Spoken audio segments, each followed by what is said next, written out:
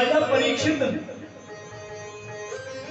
कहने लगे कि गुरुदेव भगवान, आपने वंश विस्तावली की कथा को बड़े विस्तार सहित श्रवण कराया। सूर्य वंश और चंद्र वंश की कथा प्रकरण को बड़े ध्यान से हमने श्रवण किया। आपने बड़े विस्तार सहित श्रवण कराया।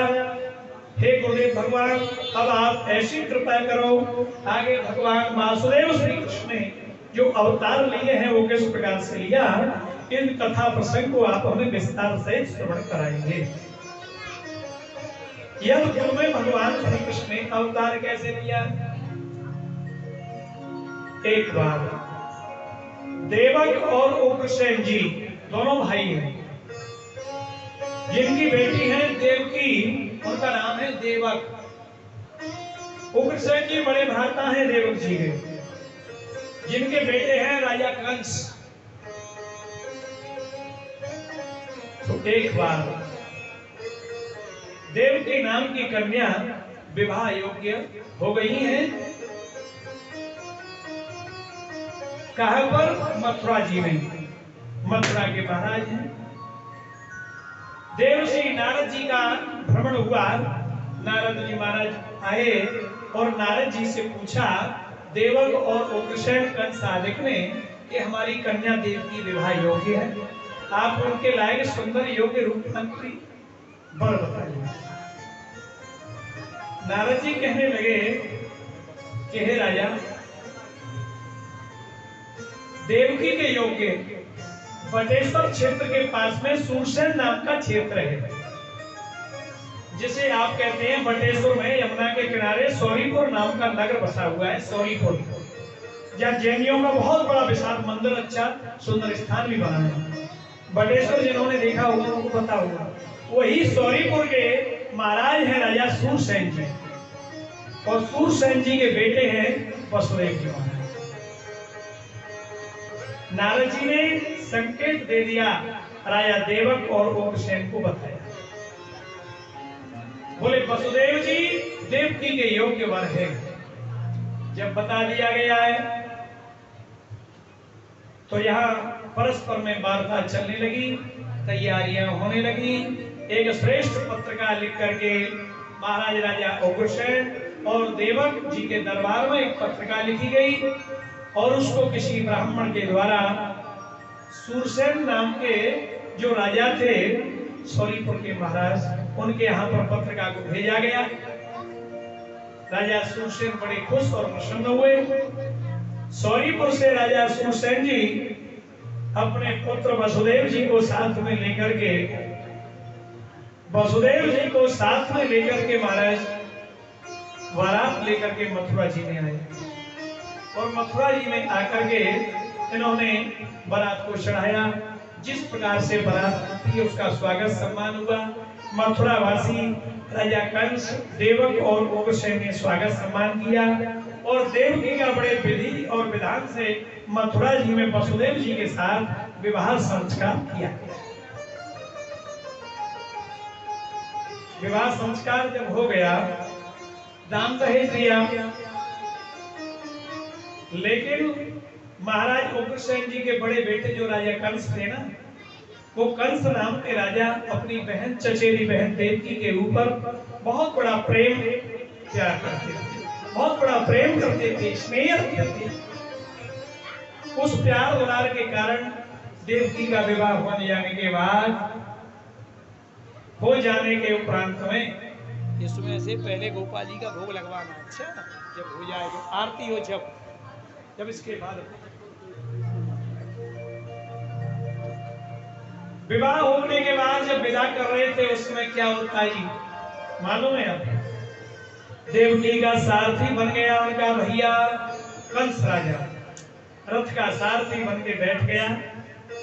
देवकी और वसुदेव बिठा लिए गए, बारात विदा होने लगी। देवकी वसुदेव जब जा रहे हैं तो मथुरा जी में राज दरबार से जैसे ही बाहर निकले, तुरंत आकाशवाणी हुई।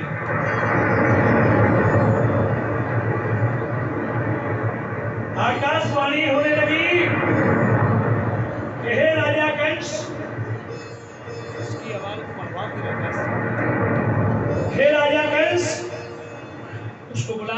पास। बात दे दो। माइक मास्टर जहाँ भी कहीं हो अपनी मशीन के पास बैठ जाए, थोड़ा सा थोड़ी देर के लिए मशीन के पास में रहे। माइक मास्टर कहीं भी हो, या इको की जरूरत पड़े तो थोड़ी सी बढ़ा देना, कम की जरूरत पड़े तो कम कर देना। जरूरत पड़ेगी। आकाशवाणी हो रही है आकाश से, हे राजा कंस, आज तू अपनी बहन देवकी को बड़े प्रेम के साथ में विवाह कर करके विदा कर रहा है। हे राजा कंस इतना खुश हो रहा है, और ये तेरी बहन देवकी के आंख में गर्व का जो लाल होगा वही तेरा काल होगा। जब इस बात को जैसे ही सुना राजा कंस ने कि मेरी बहन का बेटा मेरा काल, ऐसा कभी नहीं हो सकता।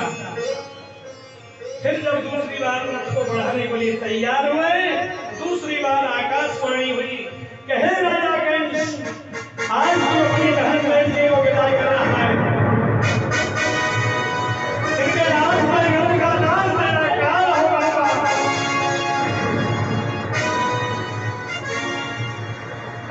राजा कंस ने ये बात सुनी तो कुछ भयभीत होने लगा कि मेरी बहन का बालक को मेरा काल कैसे बन सकता है। लेकिन नहीं माने, जब चलने को हुए तीसरी बार फिर वही आवाज आने लगी, कहे राजा कंस आज तो अपनी बहन देवकी को विदा कर रहा है, इसके साथ के बालक लगाया काल होगा, काल जन्म लेगा। जब ये इस प्रकार से कहा गया, राजा कंस भयभीत होकर के रथ से नीचे उतर गया। उतर करके अपनी बहन देवकी के केस कस करके पकड़ लिए, दूसरे हाथ में खड्ग ले लिया कि मैं अपनी बहन को ही समाप्त क्यों ना कर दूं, इससे बढ़िया न रहेगा बांस और न बजेगी बांसुरी। बहन देवकी का हाथ पकड़ के खींच लिया, केस पकड़ के नीचे खींचा, रथ से नीचे, दूसरे हाथ में खड्ग ले लिया। वसुदेव जी आगे हाथ जोड़ के खड़े हो गए, हे राजा कंस ये क्या करने जा रहे हो, तुम्हारा ये अधिकार नहीं है, तुम्हारी बहन देवकी पराई हो चुकी, मेरी स्त्री है, मेरी पत्नी है, अब आप इनसे हाथ नहीं लगा सकते। तुम्हें शर्म और लज्जा नहीं आ रही, हल्दी की शरीर है, विवाह होकर के विदा हो रही है, आज तुम अपनी बहन के ऊपर मारने को तैयार हो, इतनी खुशी के अवसर पर। राजा कंस ने कहा है कि वसुदेव जी महाराज, जो मेरी बहन को मेरे कर्ण को जन्म देगी तो बताओ मैं कैसे छोड़ दूं इन्हें। कि भाई हम तुम्हें वचन देते हैं, हम आपको वचन दे रहे हैं कि ऐसा कुछ नहीं होगा, हमारे 8 संतान होगी, जब तक हम दोनों पत्नी तुम्हारी मथुरा जी में रहेंगे, लेकिन तुम इन्हें मारोगे नहीं। तुम अपने पहरेदार लगवा देना, चारों तरफ से दूत लगा देना, कार्यकर्ताएं लगे जाएंगे रखवाली के लिए, और जो बच्चों का हमारा जन्म होता जाएगा हम आपको प्रदान करते देते चले जाएंगे, देते जाएंगे। रास्ता में बड़े बूढ़े को उन्हें चौखो सो दी कहते बस बुझे के परीक्षा कपिल करें तो पापा ही करेंगे, ये बोल रहे कपिल। भाई को इसलिए मना कर रहे हैं कि देव की नहीं है, वसुदेव के साथ अकेले वसुदेव कैसे चले बताओ। हाँ वो आएंगे, अभी आएंगे ना अभी फिलहाल। अब वसुदेव जी अकेले कैसे, भाई साथ में जोड़ा होता है, ये तो जोड़े से बैठे हैं मम्मी पापा, तो कोई बात नहीं है। तो यहाँ वसुदेव जी ने समझाया राजा कंस को कि भैया तुम ऐसा अत्याचार मत करो, जो बालक जन्म लेंगे हम उनको आपके लिए देते जाएंगे, आप चाहे उन्हें मारना चाहे उन्हें छोड़ दें।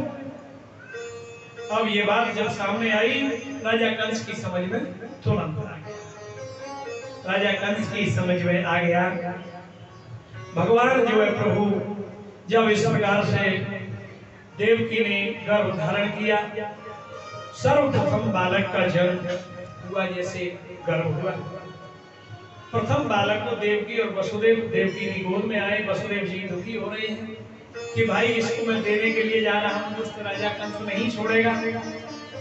राजा कंस को देने के लिए वसुदेव जी महाराज देवकी से और सर्वप्रथम संतान को लेकर के जाके महाराज राजा कंस को भेंट किया।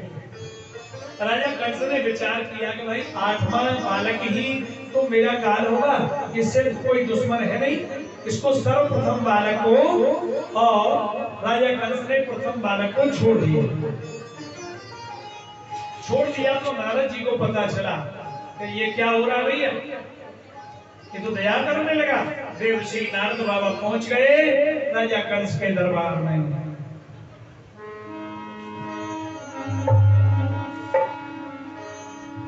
हो जब जब होई धर्म की हानि, जब होई धर्म की हानि, जब जब होई धर्म की हानि, जब जब होई धर्म की हानि, पारई असुर धमय अभिमानी, पारई असुर धमय अभिमानी, पारई असुर धमय अभिमानी, पारई असुर धमय अभिमानी, तव तव प्रभु हरि विविध शरीरा, तव तव प्रभु हरि विविध शरीरा, हरि सदा चंडी कर वीरा,